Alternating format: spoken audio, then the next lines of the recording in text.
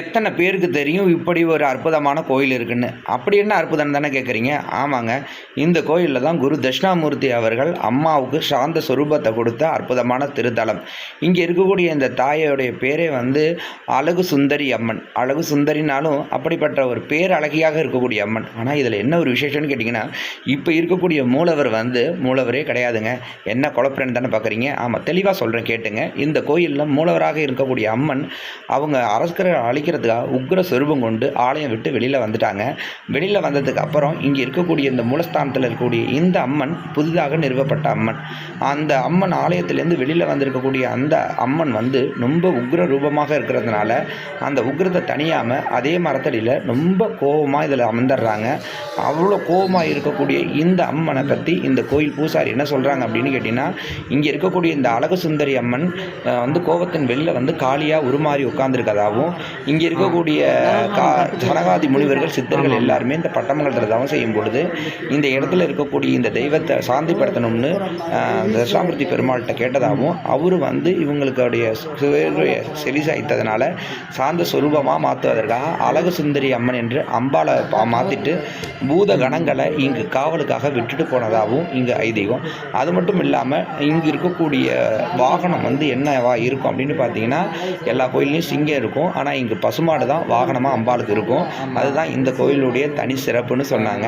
அது மட்டும் இல்லாமல் இங்கே இருக்கக்கூடிய அம்பாள் கல்யாண தடை நீக்கக்கூடியவங்க, திருமண பாக்கியம் தரக்கூடியவங்க, குழந்தை பேர் தரக்கூடியவங்க, எதிரிகளை அழிக்கக்கூடியவங்க. இந்த இடத்துல 2 இடங்களில் தெய்வம் இருக்குது. அழகு சுந்தரி அம்மனும் அழகு காளி அம்மனாகவும் இந்த இடத்துல விழுத்திருக்கிறாங்க. அழகு சுந்தரி அம்மன்கிறவங்க கருவறையில் இருக்கக்கூடிய அந்த அம்மன், அந்த அம்மனுக்காக வேண்டி தீவார்த்தனை எடுக்க சொல்லியும் அந்த அம்மனுக்கு நம்ம பூஜைக்காக நம்ம 100 ரூபாய் காணிக்கையும் நம்ம கொடுத்தோம். அதே மாதிரி அவர் அந்த கோயிலில் என்னென்ன விளக்கு போட்டால் நல்லதுங்கிறத நமக்கு சொன்னார். இந்த கோயிலில் பூசணிக்காய் விளக்கு போட்டால் நம்ம நல்லதுக்கும், இந்த பூசணிக்காவை இந்த கத்தியால் தான் வெட்டி இந்த இடத்துல விளக்கு போடுவோம். இந்த இடத்துல விளக்கு போட்டாலே நம்ம குடும்பத்தில் இருக்கக்கூடிய சங்கடங்கள்லாம் தீரும் அப்படிங்கிற மாதிரி அவர் நமக்கு சொன்னார். கேட்கவோ அம்மாவோடைய அருளையும் பார்க்கவும் மெய் சிலித்து போயிட்டோங்க. எத்தனை பேருக்கு தெரியும் இந்த ரகசியம்? அதாவதுங்க, இங்கே இருக்கக்கூடிய அம்பாளுக்கு சிவபெருமானோட அம்சமான தட்சிணாமூர்த்தி சாமி வரம் கொடுத்தாருங்கிறது எத்தனை பேருக்கு தெரியும்? ஆமாங்க, ஒரு முக்கியமான விஷயம் நடந்த ஊர் தான் பட்டமங்கலம்.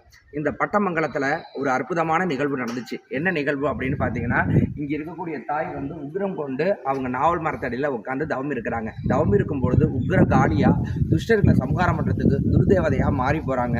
மாறி போகிற அந்த தாயை சாந்தப்படுத்தணுங்கிறதுக்காக சரகாதி முனிவர்கள் என்ன பண்ணுறாங்கன்னா, இங்கே ஒரு வேள்வி ஒன்று செய்கிறாங்க. வேள்வி செஞ்சு அம்மனை சாந்தப்படுத்துகிறாங்க. சாந்தப்படுத்தியும் சாந்தமாகாத அதே தாய் ரொம்ப உக்ர ரூபமாகி இங்கே இருக்கக்கூடிய நாவல் மரத்திலே அமர்ந்துடுறாங்க. அதே தாயை இந்த இடத்துல சாந்தமாக்கணும்னு சொல்லிட்டு திருச்சியில் இருக்கக்கூடிய சமயபுரத்தில் இருந்து அங்கிருந்து சிலை வடித்து கொண்டுட்டு அதுக்கு பிறகு தான் இங்கே இருக்கக்கூடிய அம்மனை மூலஸ்தானத்தில் அழகி அம்மனாக வடிவமைக்கிறாங்க. அதுக்கு முன்னாடி இங்கே காளி ரூபமாக தான் அம்பாள் இருந்திருக்கிறாங்க. அதுக்கு முன்னாடி இங்கே வந்த ஜனகாதி முனிவர்களுக்கு வரம் கொடுப்பதற்காக வந்திருக்கக்கூடிய தட்சிணாமூர்த்தி சுவாமி இந்த இடத்துல இருக்கக்கூடிய அந்த தாய்க்கும் ஒரு வரம் கொடுக்குறாரு. இந்த இடத்துக்கு வரக்கூடிய பக்தர்கள் எல்லாருமே என்னிடத்துக்கு வழிபாடு செஞ்சுட்டு என்னிடத்துக்கு வரக்கூடிய பக்தர்கள்லாம் ஒன்னிடத்துக்கு வழிபாடு செய்வாங்கன்னு அம்பாளுக்கு வரம் கொடுத்துருக்குறாங்க. ஆனால் அதை நிறைய பேர் கடைப்பிடிக்கிறது கிடையாது. இதே பட்டமங்கலத்தில் இருக்கக்கூடிய தட்சிணாமூர்த்தி ஆலயத்தில் மட்டும்தான் பல பக்தர்கள் தரிசனம் பண்ணுறாங்க. இங்கே இருக்கக்கூடிய அம்பாள் கோயிலுக்கு யாருமே வழிபாடு செய்கிறது கிடையாது. இது முழுக்க ஒரு சின்ன தவறான விஷயம்தான். அங்கே இருக்கக்கூடிய தட்சிணாமூர்த்தியை வழிபாடு செய்யக்கூடிய அதே பக்தர்கள் இங்கே இருக்கக்கூடிய அம்பாளையும் தரிசனம் செய்யணும்னு மிக தாழ்மையாக கேட்டுக்கிறேன். ஓம் சக்தி, ஓம் நாகம்.